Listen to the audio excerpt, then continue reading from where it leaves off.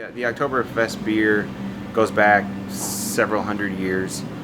I've researched it before. Don't quote me on the details, but it was a way to celebrate, the harvest for the workers, the common laborers that helped harvest the wheat and the barley, and so it was a party and kind of a give back, a way to just kind of wind down and just celebrate getting everything harvested for as we head into winter. And they did it earlier or they did it later in October at first, but they moved it back to September, which is kind of stuck, and it works better weather-wise because it can get kind of cold and crummy in Germany in October as well as here sometimes. So September is a great weather's like the most perfect weather all year for comfort. And these kind of beers, the beers that go with Oktoberfest, there's a reason that they are the way they are. You get a maltier beer. It's not super hoppy. It's perfect for the end of summer, early fall. We do a Dunkelweizen. We're going to try that this year, which is a darker colored German wheat, like an amber colored German wheat, used in the same yeast as a Hefeweizen. So it's not a Red Rooster or a Marzen Oktoberfest style. It's not a dark beer, but it's a light amber color. Pretty well carbonated. You get nice creamy lace in your glass that'll last for a while. It's got to have a touch of sweetness, but not too much sweetness. Just a little bit there from the malts that are used.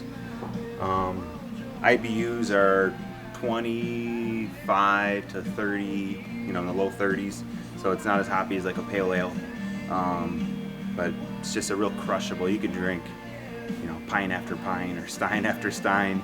Usually checks in less than 6%. We make ours at 5.7, so it keeps the body up, so it's not watery, but it's still a fairly low alcohol beer compared to our other beers, I guess. But I'll let you have a little taste of that one. Okay. We started packaging it. Good. We used Yeah, to do it is big good. cans. But Now we do small cans just so that you can, do an authentic kind of a German flag type thing with the blue. So for our Oktoberfest celebration, we're gonna have some live music going on at our place. We'll be tapping a good half dozen authentic German style beers made with German malts and barley. We'll have pretzels with cheese, and we'll have the mustard. We'll have a food truck with brats and other German type of foods available as well. And we're hoping this year to do we've done this before, it's called a beer poke, where you heat up a metal rod over a grill, and you get it real hot, and you poke it into like Oktoberfest or a barrel-aged Jacksonator, which is a Doppelbock. A lot of sweetness there, and it caramelizes the sugar. Beer has some residual sugar in it, and so if you heat it up real quick, it'll caramelize and produce a kind of a toffee caramel flavor. It's real interesting. Yeah, you don't see it that often, but we try to do it for our spring Bockfest in February or March as we emerge from late winter, and then we're gonna try to do it for our Oktoberfest. Just something fun to do. So that changes the flavor of the beer. It does, yeah. It makes it more caramely, like not a overly sweet, but just a nice little, and it warms it up a little bit. As it starts to get cooler in late September, that's okay.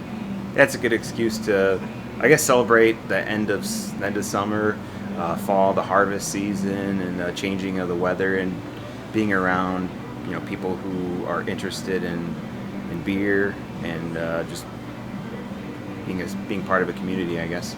We plan on opening our garage doors, getting fresh air in here, and just having a good time.